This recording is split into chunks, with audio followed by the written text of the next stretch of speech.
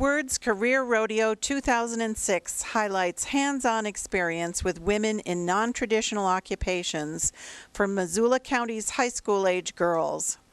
A non-traditional occupation for women is one in which women comprise 25% or less of total employment.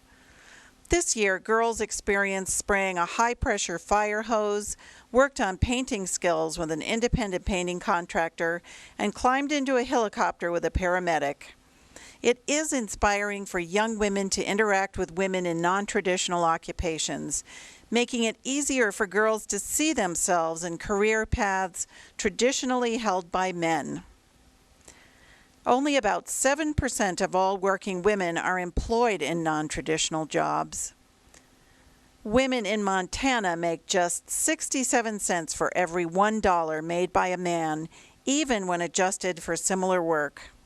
Non-traditional jobs can be attractive to women because they generally offer higher entry-level wages and a career ladder with pay between $20 and $30 per hour. Word creates opportunities, programs, and policies that inspire and support women's development, leadership, and choice for the benefit of our entire community. That's a very, very difficult set of decisions to have to make. So does the ambulance come and pick up other people then? Yep, or? absolutely. Yeah. Quite often around here it's not unusual for an ambulance, highway patrol, sheriff, or police person to already be on scene. Quite often they're the ones that call and request. Do you guys want to sit in the helicopter? Sure, yeah. There's the answer, there's the question. There you go. Right up here. Stacy will get you tucked in.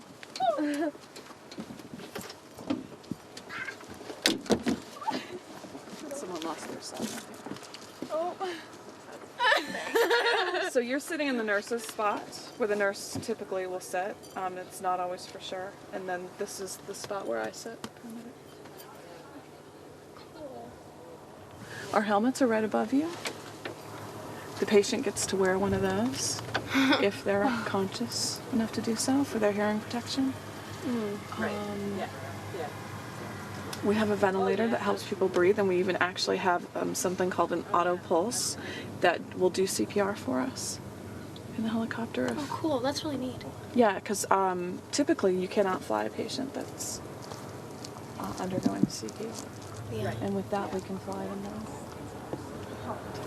Have you ever had patients that refuse to fly just because they're scared of flying? Yeah. So they'd rather just like be hurt and like in major Or pain even than if fly. they're having a heart attack or Are you something. serious? Yeah, they'll not want to fly. Just it's scary, but most patients are like, Yeah. fly. To paint the house, then you should have a good brush.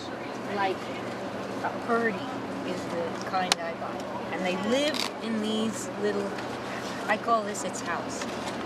Some people buy these and they throw this away. No, you have to save it. And every time you wash the brush, which you wash it really well, then you put it back in here, and that helps it to keep its shape. I'll show you one that doesn't live in a house. See how it gets? Yeah. Now, Dries out. yeah, and this is probably, a $4 brush from Ace. Yeah. Try, why don't you take the junky brush? Okay. And you take the good one. Amanda. Now, and be careful, roll up your sleeves, or why don't you take the sweater off? Try it. Yeah, and then go all around it, yeah. Yeah. Good. Great. Okay, so now we got some nice yellow paint, so we'll be able to see what you do. Usually, like if I were really working with this, sometimes I'll use a quart, but when it's full, when you have a can of paint that's full, I just get another can, an empty can, and I would dump this into there. Hi, I'm Vivica Krauser with Fish, Wildlife and Parks, and I'm here today with wildlife biologist Christy Du Bois, and the two of us are out kind of giving women an idea of what some of the career opportunities are in the field of fish, wildlife and parks in Montana. We brought with us some hands-on examples and activities of what some of the work might be like, tracking some of our wildlife, surveying some of them, working with the fish, working with our state parks. If you want further information on any of these career opportunities, you can contact our office here in Missoula. The phone number for that is 542-5500, or you can stop by our office on Spurgeon Road.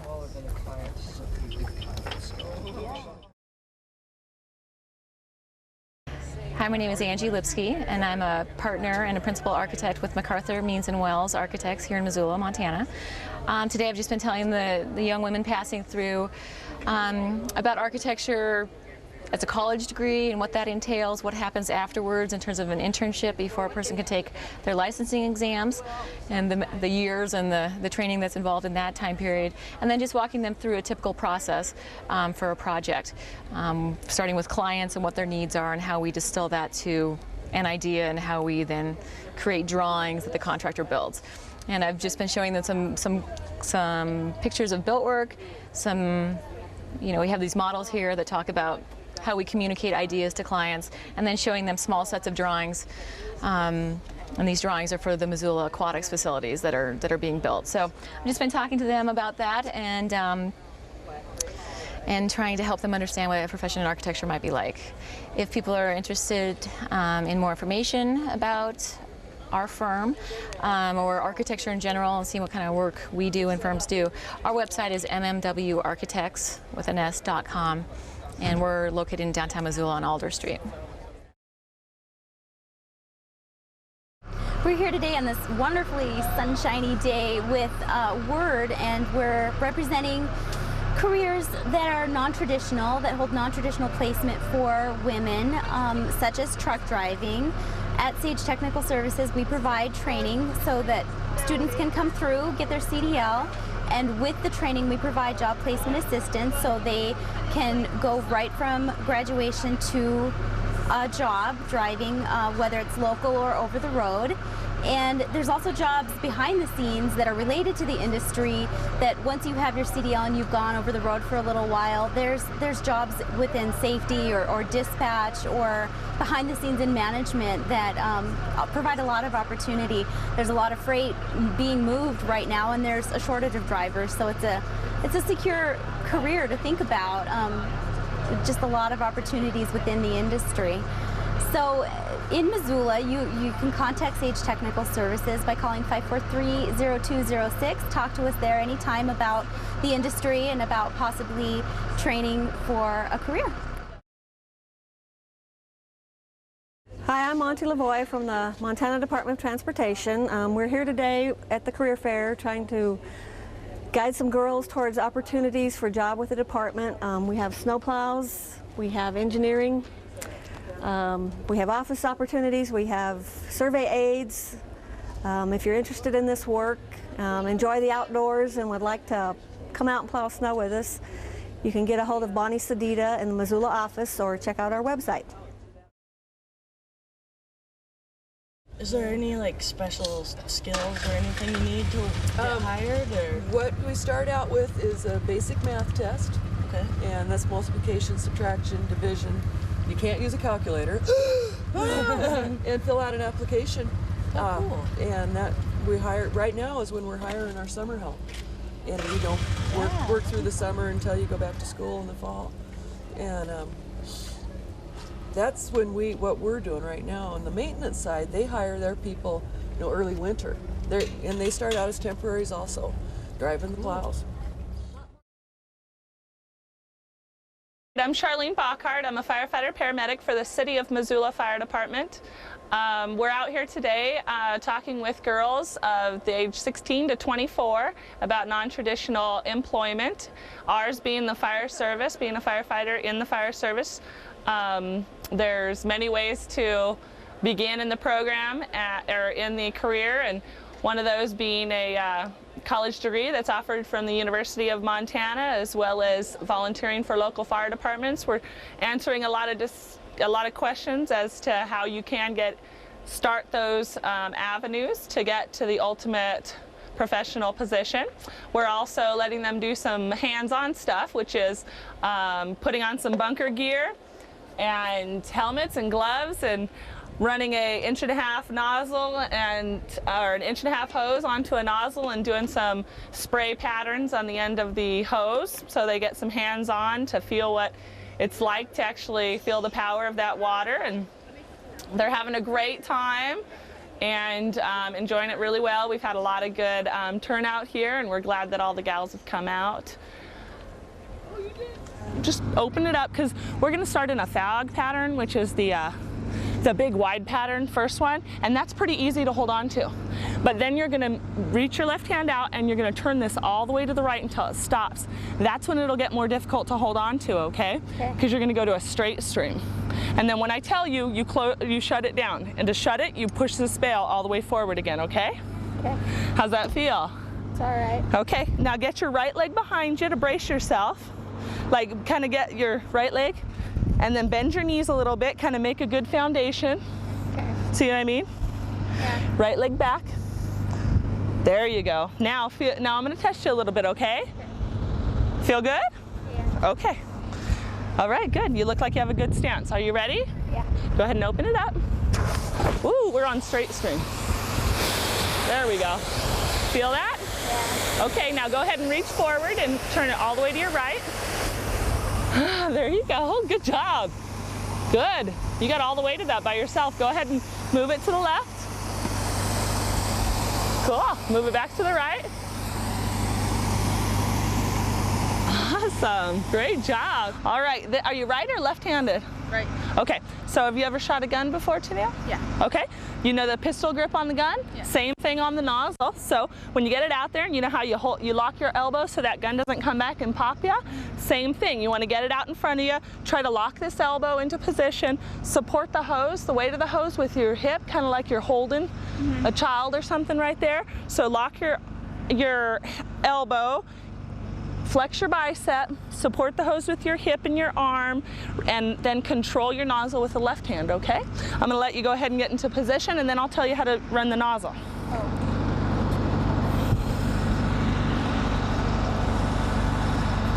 Feels weird, doesn't it? Yeah, cool. Like this? Yep, just like that with a pistol grip. And then try to straighten this elbow just a little bit more so that when that comes at you, it doesn't come back and pop you, okay? Feel good? Is that hip out? You feel like that hose is staying up? Yeah. Good, okay. So with your left hand, you're gonna operate the bail, is what we call it, and it's the open and close. So all the way forward is closed, all the way back is open, okay? You're gonna start in a fog pattern, which is that big wide one you saw first. And that's a protection pattern that we use to protect us from fire coming at us, to keep it cool, okay?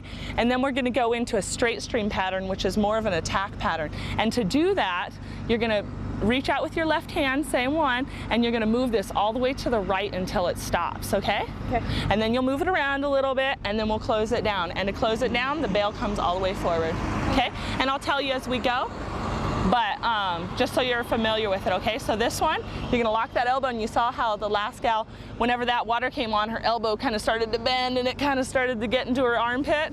So it's real important to keep that elbow locked straight if you can, okay? So go ahead and open it up.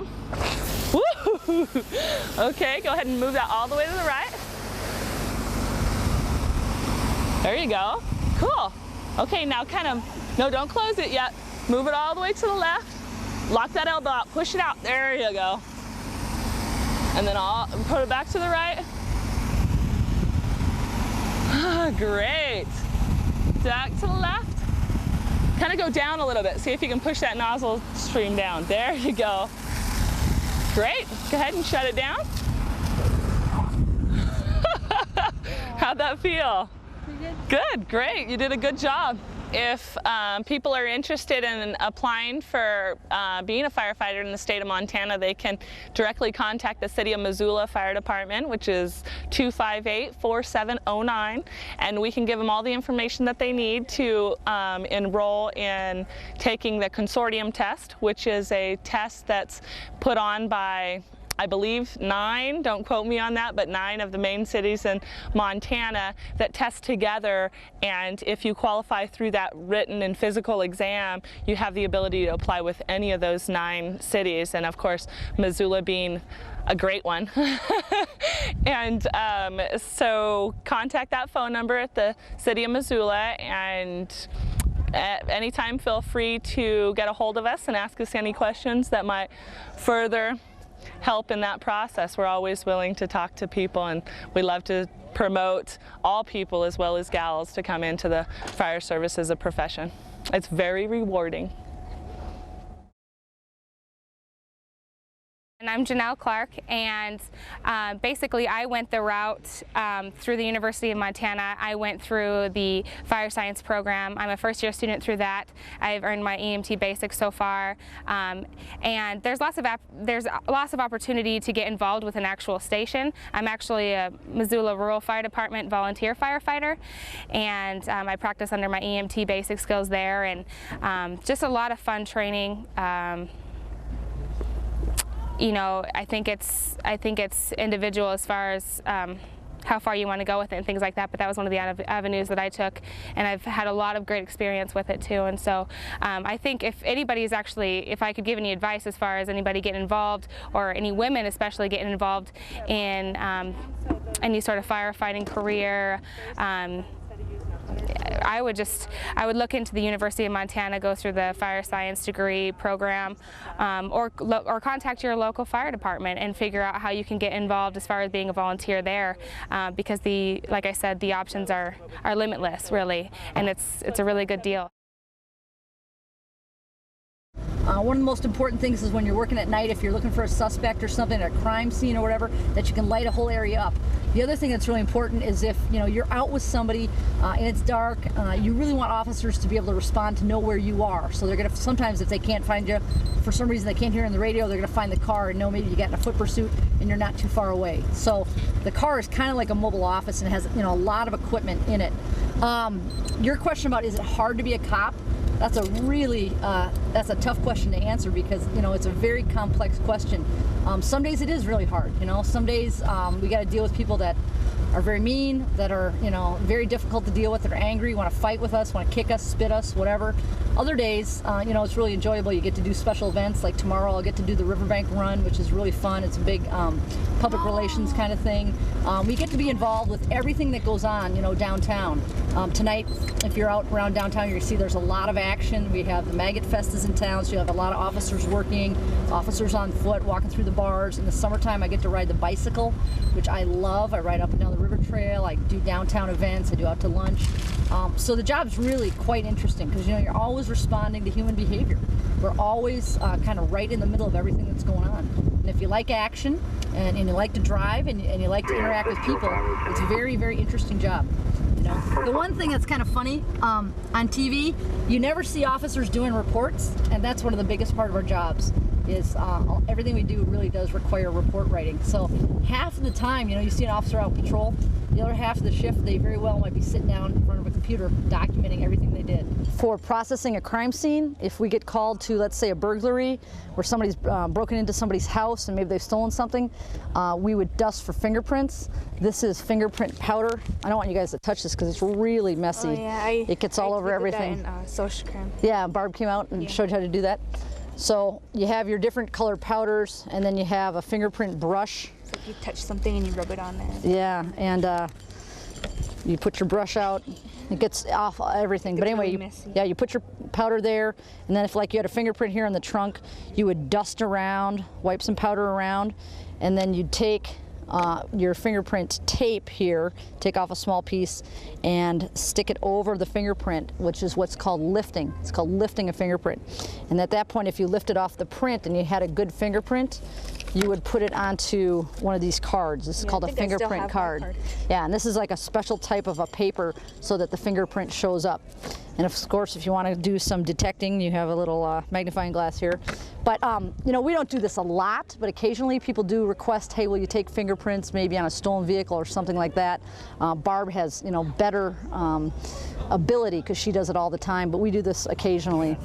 Most officers on a daily basis carry a digital camera because if you go into a crime scene, again like a burglary, you're going to want to walk into that business or residence, photograph the scene as it was when you first came upon it, make sure you get a documentation of the scene when you first got there before you move anything or before you touch anything, and all that stuff is admissible in court, you know, and it's really important because sometimes these cases go to trial 2 and 3 years later, and sometimes it's very, very difficult from memory to remember how things are. So the digital camera, the video camera, all that stuff is very helpful in processing a crime scene.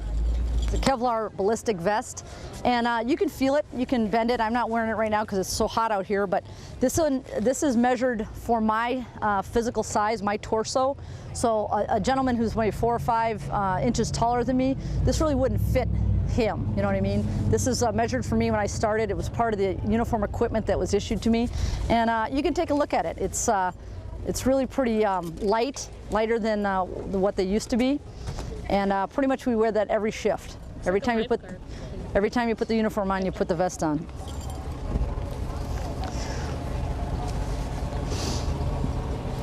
Some of the other equipment you guys see me wearing besides this microphone, you know, I think I mentioned Mr. Gall's class. When an officer gets assigned to a patrol team after they've gone through the training, they get about $3,000 worth of equipment. You know, the duty weapon, which in our case is a Beretta 40 caliber. You get magazines. These are called magazines that hold the bullets. You're going to get all this other equipment. Your handcuffs, certainly. You know, you guys have seen those, right? You like those? And then OC spray, right? This is the same as bear spray. And then on the back, you see I have my radio, flashlight, Leatherman tool. When I have all my equipment on, including the vest, it's about 18 pounds. You know, so it's pretty hot and it's pretty heavy. If you can imagine chasing somebody wearing all that equipment, you know, it's not really a fair foot race because we've got all this stuff, and sometimes the radio mic goes flying off. I've been in foot pursuits where the radio mic is bouncing all over the place. And, you know, it's kind of crazy, but it's pretty fun. I worked for the city of Missoula as a police officer for 9 years. Now, prior to working for the city of Missoula, I worked for the National Park Service as a law enforcement ranger. I worked in Glacier National Park for 5 summers, Grand Teton, Shenandoah, and a couple other parks. This has been very, very interesting work. You know, every shift there's something going on. You never know. It's never the same. You never know what you're going to get into. So I've enjoyed it. Any other questions I can answer for you guys? No. All right. Well, thanks for coming over. Grab some pencils before you take off. And I appreciate you coming out to the job fair.